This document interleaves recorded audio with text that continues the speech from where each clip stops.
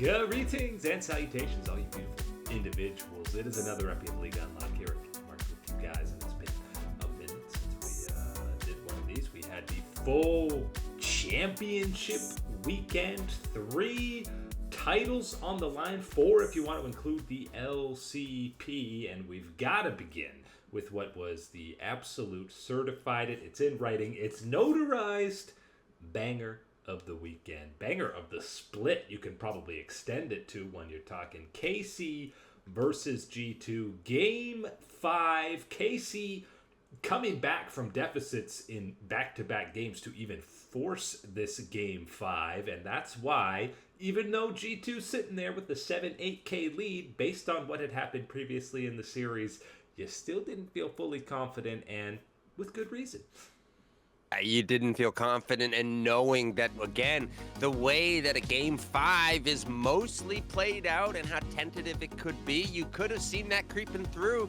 And I think you see it a little bit in the duration of how this game went, but more so in just the end result of being a G2 victory. And here we are. Throughout all the zigzags and connect the dot lines that have been this first split of the LEC, the same picture, the end of it all, ending up with G2 as the representative.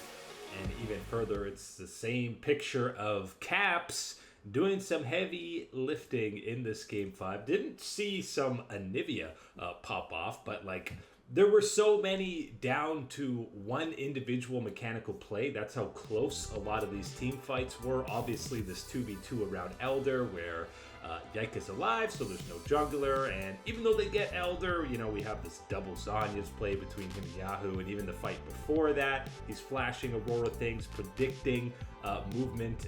Caps was absolutely locked in for these finals. Man, he was the big player, that leader on and off the rift that you need someone of his status, his icon level to be for a team like G2 to be thriving, to be operating at their full potential.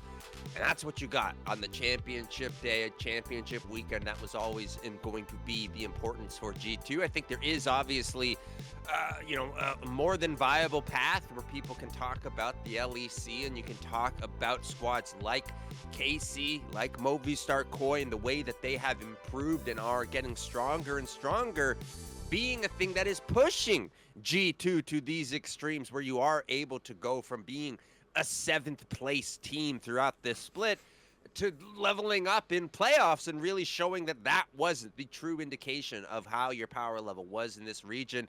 I think there's going to be still some disappointment, some questions about when is it going to be fully KC or Movistar Koi dethroning someone like G2.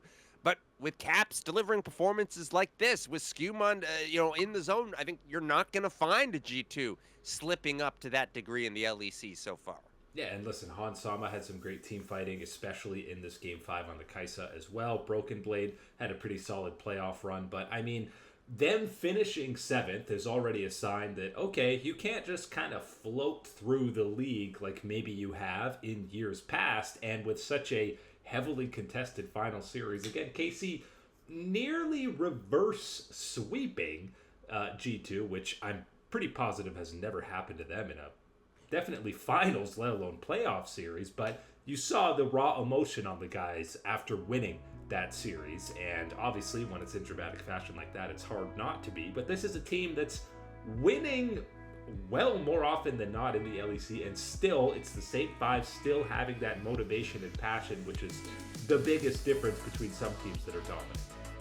And I think it's a big deal for this G2 organization and players which have realized the mistake of last year, not capturing the title, not getting that invitation to first stand, and starting behind the 8 ball, not necessarily behind the 8 ball overall, but behind who are the teams getting that opportunity, getting that experience, getting that exposure at first stand.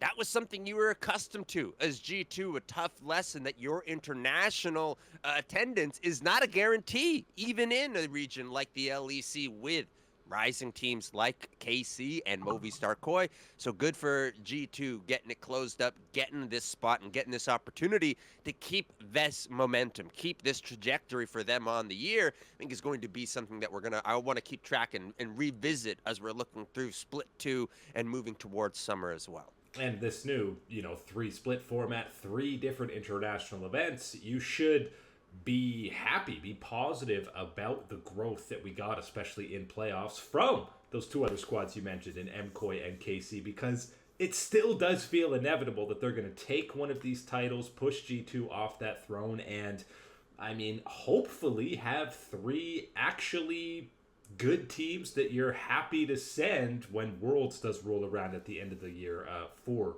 the European region. I will very quickly raise a point of, criticism to the LEC in that regard is, yes, everything about G2 and they're going to go off and go to first stand. What about everybody else? What about all these other squads that are left behind? I think that one of the things that we are going to see and talk about with the LCS is the benefit, is the pro and the cons that will come with the system that they have, where you will have action going on for these other squads that are left at the wayside of first stand. And I think that is something when you are looking at the LEC, talking about Carmine Corp, talking about Movistar Koi, could have been immensely valuable for these teams, for the region. And I don't think we see a path for that right now. And that's one of the areas where I would critique the structure of the LEC. Imagine a world where those 2nd, 3rd, 4th place teams in EU are maybe scrimming or playing against those 2nd or 3rd teams in the LCS in a kind of for fun scrim tournament where you can at least get some international exposure, even if it's not going against those top LCK and LPL squads. You alluded to it, the LCS got the America's Cup, and unfortunately, that is where Cloud9 will be heading. It feels a little harsh. The only series you drop all year is the one in finals, and that means you're not going to that first stand event. But credit where credit is due. Lyon Gaming, you saw the exponential level up all the way through the lower bracket, and this fully felt like a momentum difference with Lyon already having to play 2 other best ofs on the weekend. And it's incredible, right? These type of things where you can have just that type of recency, that type of quick momentum built up for a team, the confidence that can come through with that, and the power that can bring to a series if you are able to swing it all the way through that series. And you saw that from Lyon Gaming and their momentum that they have. One small hiccup, speed bump within this series against Cloud9, but overall, very much in control in a dominant fashion over them and securing them a spot at first stand, which is absolutely one of the ones where I think was on the table, was on the radar of people heading into this season. But I think if you were fully on board, fully sold on the inspired experiment and everything else, I don't even know if you were going all the way to say that, yes, first stand or bust is going to be it here for Lyon Gaming. But congratulations to them. Going to be obviously a very exciting and interesting time to see them represent the LCS on the international stage. By the way, an LCS which has seen a very good, very healthy, and I'm not going to jump to too many conclusions early, but strong viewership bump for this past split and weekend in particular. Very happy about that.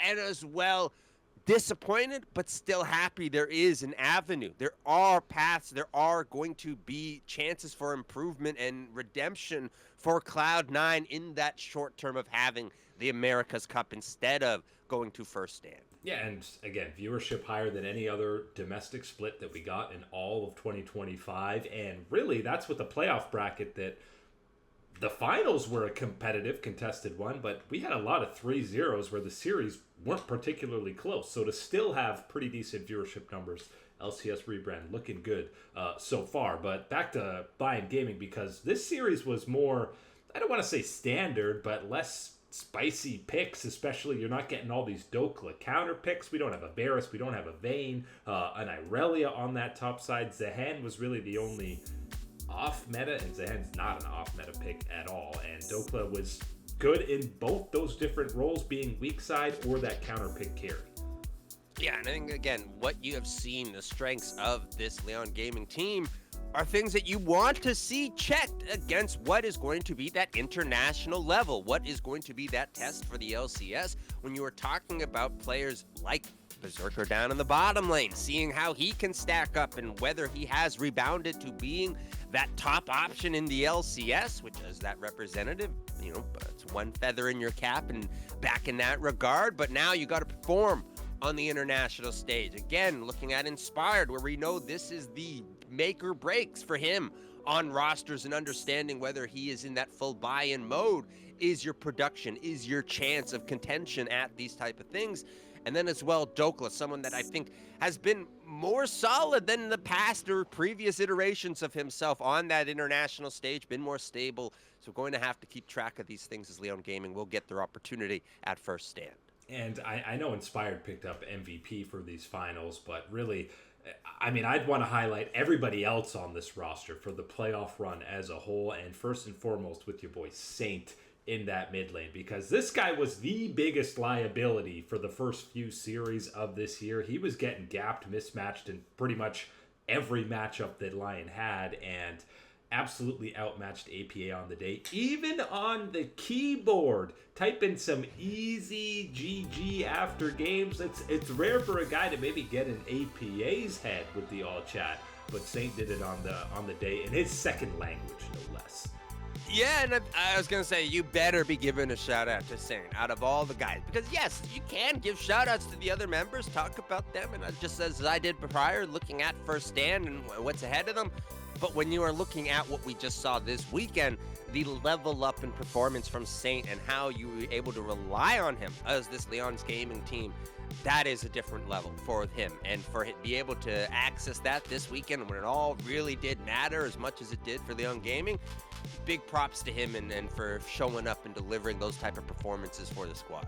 Inspired can have finals MVP, but if you were given a playoff MVP, no question, yes, you're giving it to Saint on that mid lane. And maybe the most revealing part of all the post-game championship interviews when they talked to Inspired, and I think they asked him, the journey of Lyon so far, and he's like, I wouldn't really call it a journey. It's more a 1-month boot camp that started pretty slowly, and that does, again, put into context, we've mentioned it a couple of times, this team was really only scrimming like a week, 2 weeks before the LCS actually kicked off. So when you look at it like that, it makes sense they needed this whole playoff bracket to really actually get their synergy and fully warmed up. And the end result is another title for Inspired. Remember, we were preparing for Zamudo. We're going to be in the top side. Exactly, and yeah. Dokla wasn't even on the team. Right, and having a rookie in comparison to what Dokla presents as far as this point in the career, very different regards. And so, yes, a lot has gone on for this Lyon Gaming squad, but very much so. One of these things where I think it should be celebrated, having them be that representative for the first stand for the LCS. My concern is looking at that America's Cup, which, again, fantastic thing that we have that opportunity for these squads, getting that interaction between what would have been the LTA South and North last year, now finally getting it here in the LCS. But I think the thing for me is going to be Cloud9. Can you keep that motivation? Can you keep that focus that you were able to roll through in these last couple of weeks? Can that same level be applied to this America's Cup? Because if you start to lower it down, power it down, or whatever in this situation, and don't get the maximum out of this event, that's where I start to worry about whether you can keep up the trajectory from improving from Kespa Cup and the growth that we saw from there. That's what I want to see continued into this next split. And I think that is the roadblock, is not having a successful America's Cup event. That would be the one that could derail things into split 2 for Cloud9. And that's where, it's got to be a new kind of mindset again in this new marathon of a season with 3 splits. You don't go to first stand, but your opportunities only get bigger and better, right? 2 teams go to MSI. It's going to be an even bigger field, and then 3 teams going to Worlds. It's not just that Worlds or bust kind of mentality that we've had in years past. There's going to be multiple opportunities to prove yourself and work towards. So hopefully the mental holds on for Cloud9 and the rest of the guys, because they were so dominant for 90% of the split, just not on that day where it mattered the absolute most. The day where it mattered the most for GenG was absolutely business as usual. The miracle run of BNK, they look so good against D+. Here's the new era, and GenG barely break a sweat in those finals. I had to look up some synonyms for just how badly GenG is beating down these teams. Destroying, dismantling, it's not enough. I need eradicate, maim, squash, trample, pulverize, blast, ravage. That is all what they did to BNK on the day. It's you know what it is? It's one of those series that's a spin-off of the Pokemon series, and they can't just say super effective or whatever, so they have to come up with something a little bit wacky, a little bit zany out there. The combination Omega efficient. Yeah. And that's exactly what GenG was out there for the LCK Cup over in Hong Kong. This was very much, as you said, business as usual, uneventful type of thing. I think the eventful part is that it was BNK, that we did have that one come through in that matchup against DK, and very much so convincingly came through in that head-to-head against DK.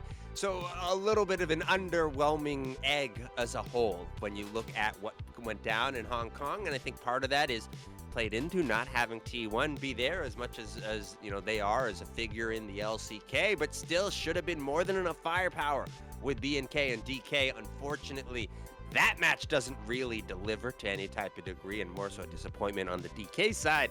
And then you level up to the GenG matchup, and well, GenG says, no fun. No fun on the Rift today. It's only business as usual.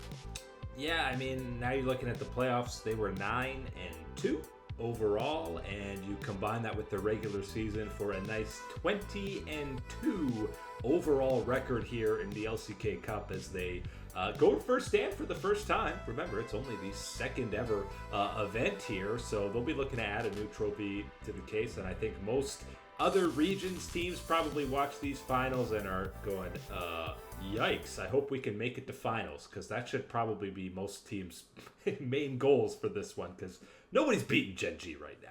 It's scary, but the other thing about that I think should be, is going to be, unfortunately, yes, teams will take all the preparations and be scared of a squad like GenG, and rightfully so, with the power that we are seeing. I think they're going to sleep on BNK at this point, given how unimpressive they were throughout that series. And the only problem is, yes, they were impressive against DK, and DK was unimpressive in that series, so you don't really get that full value, that excitement, all these type of things. So I think, yes, if your only exposure really is this past weekend, this championship weekend of the LCK, you're going to underestimate a squad like BNK, given what you just saw against GenG. That is going to be absolutely a giga trap for any LCS or LEC squad if you are underestimating what potential BNK can represent, even as that second representative for the LCK. Yeah, and I think there's no way, shape, or form you'll say BNK was at the same level against GenG themselves that they were against D+. But yeah, that's going to be the rude awakening, is when teams play BNK and say, well, you guys got destroyed in those finals. We got a chance against you. And then you'll just realize how good GenG is, because BNK are playing at a damn high level right now.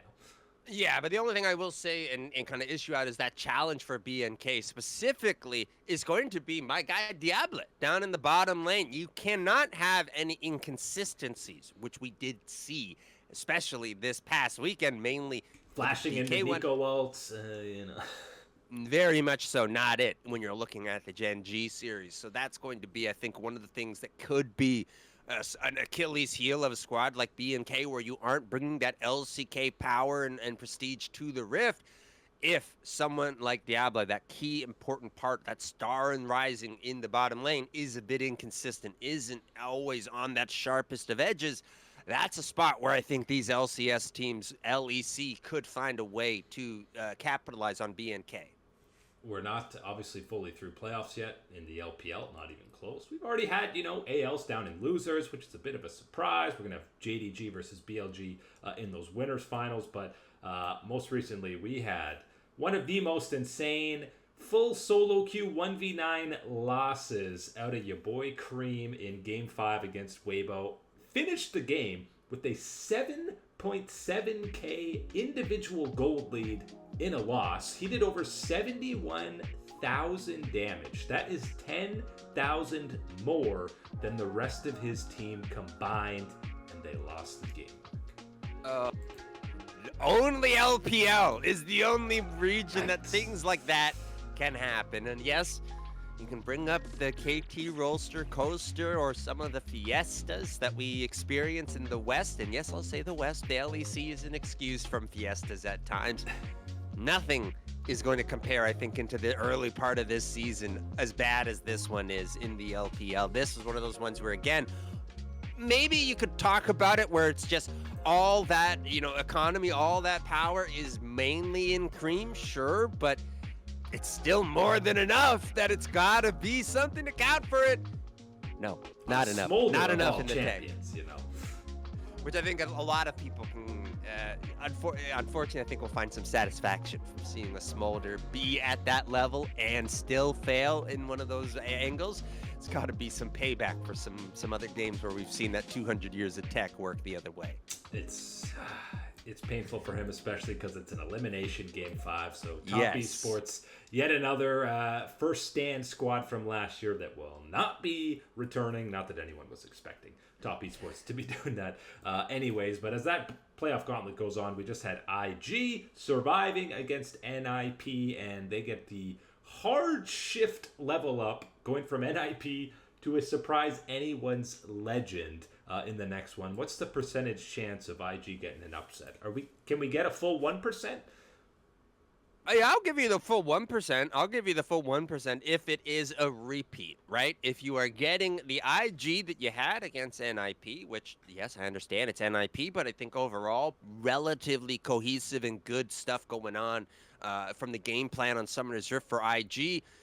But if you're looking at anyone's legend, and it's the anyone's legend that they have been 9 out of 10, whatever percentage of the weeks early on, then it's going to be anyone's legend that will unquestionably find their level up and push on through these LPL playoffs in what is going to be now an unfair, a very scary and treacherous path through a lower bracket. Yeah, and listen, that JDG series was very close. Game 5 probably could have gone either way against JDG, who did have a level up, but I'm expecting AL to be angry and poor Invictus Gaming to be the victims receiving that anger in the form of a swift 3-0. But that is it today for League Unlock. Eric and Mark here with you. Absolute stunners. Thanks for hanging out. As always, you best believe we'll catch you on that flippity flip.